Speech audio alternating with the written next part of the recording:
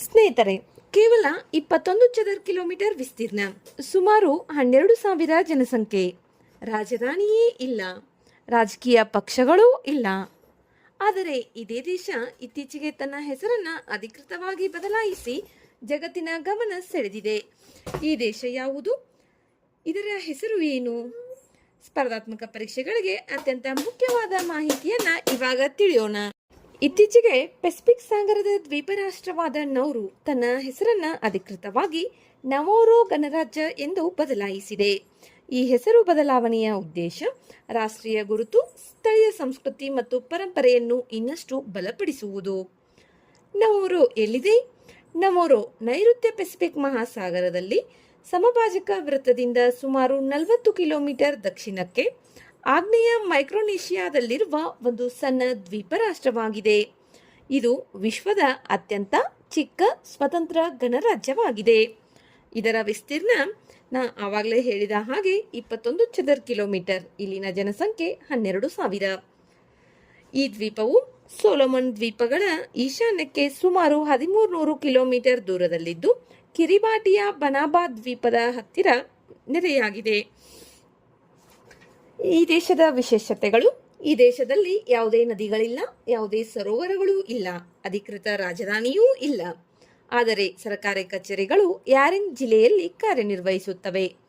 ಇಲ್ಲಿನ ರಾಷ್ಟ್ರೀಯ ಭಾಷೆ ನೌರುವಾನ್, ಕರೆನ್ಸಿ ಆಸ್ಟ್ರೇಲಿಯನ್ ಡಾಲರ್.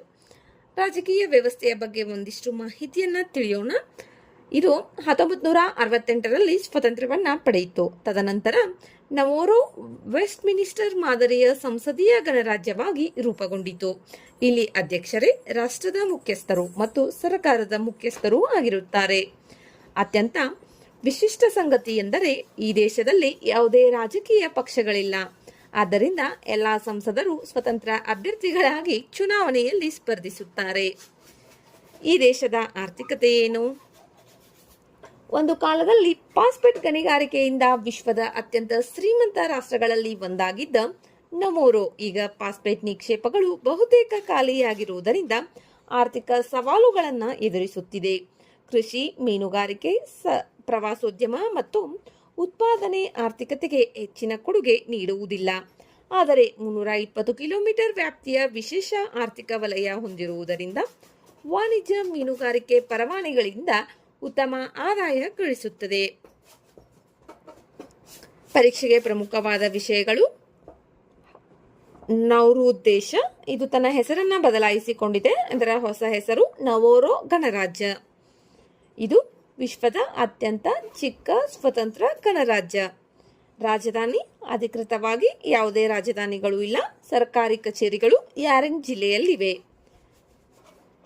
ಇಲ್ಲಿ ಉಪಯೋಗಿಸುವ ಕರೆನ್ಸಿ ಆಸ್ಟ್ರೇಲಿಯನ್ ಡಾಲರ್. ಇಲ್ಲಿನ ಭಾಷೆ ನೌರುವಾನ್. ಈ ದೇಶದ ಪ್ರಮುಖ ವಿಶೇಷತೆ: ಇಲ್ಲಿ ಯಾವುದೇ ರಾಜಕೀಯ ಪಕ್ಷಗಳು ಇಲ್ಲ.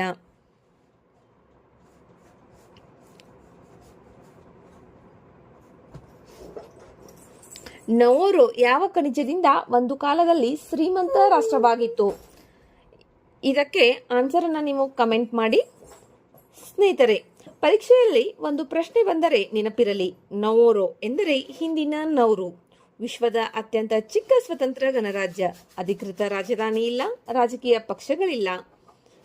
ಇಂತಹ ಸ್ಪರ್ಧಾತ್ಮಕ ಪರೀಕ್ಷೆಗಳಿಗೆ ಅತ್ಯಂತ ಉಪಯುಕ್ತ ಪ್ರಚಲಿತ ವಿದ್ಯಮಾನಗಳ ಮಾಹಿತಿಗಾಗಿ ನಮ್ಮ ಚಾನೆಲ್ ಅನ್ನು ಸಬ್ಸ್ಕ್ರೈಬ್ ಮಾಡಿಕೊಳ್ಳಿ. ವಿಡಿಯೋದಲ್ಲಿರುವ ಮಾಹಿತಿ ಇಷ್ಟವಾದರೆ ಲೈಕ್ ಮಾಡಿ ಮತ್ತು ಶೇರ್ ಮಾಡಿ.